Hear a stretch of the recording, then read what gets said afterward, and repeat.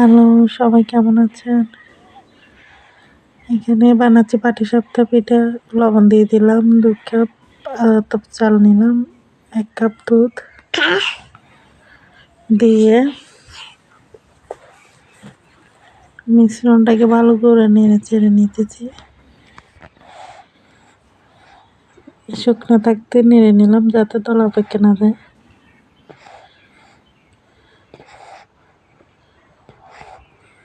এখন খেজুরের রসটা দিয়ে দেবো। আপনারা চাইলে দুধ গুলে দিতে পারেন, আমার কাছে খেজুরের রস ছিল তাই দিলাম। আর চিনিটা এই জন্য কম দিলাম, কেননা আমি খেজুরের রস ইউজ করতেছি।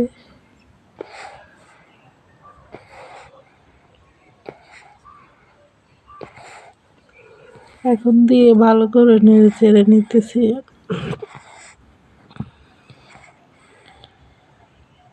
নিয়ে কিছুক্ষণের জন্য রেখে দেব। ঢেকে রেখে দিলাম। এখন ডেক্সিটা সুন্দর না।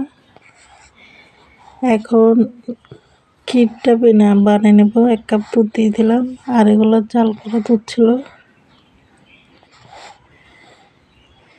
1 কাপ দুধ এখন ভালো করে নেড়ে চেড়ে নিতেছি যেন দলা পেকে না যায়, সেজন্য।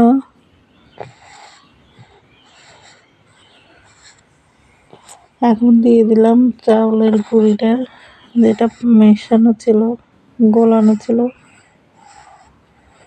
তো আমার ক্ষীরটা অলরেডি হয়ে গেছে। আর এভাবে শর্টকাট হয়ে যায়, সুজি টুজি দিয়ে অনেক ঝামেলা হয়ে যায়, হইতেও সময় লাগে না।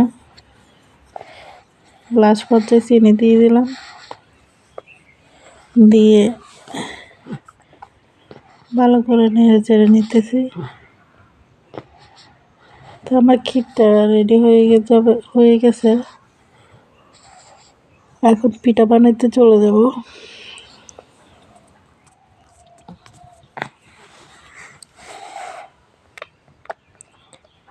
তেল ব্রাশ করে দিলাম একটু। এখন পিঠাটা দেব।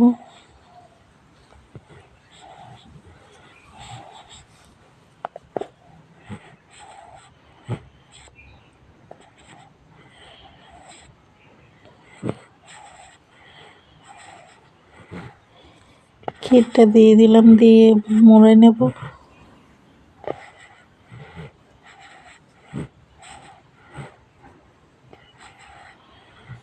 তো আমি একে একে পিঠাগুলো সব বানিয়ে নেব, আপনাদেরকে দেখাচ্ছি পিঠাগুলো কেমন হয়েছে।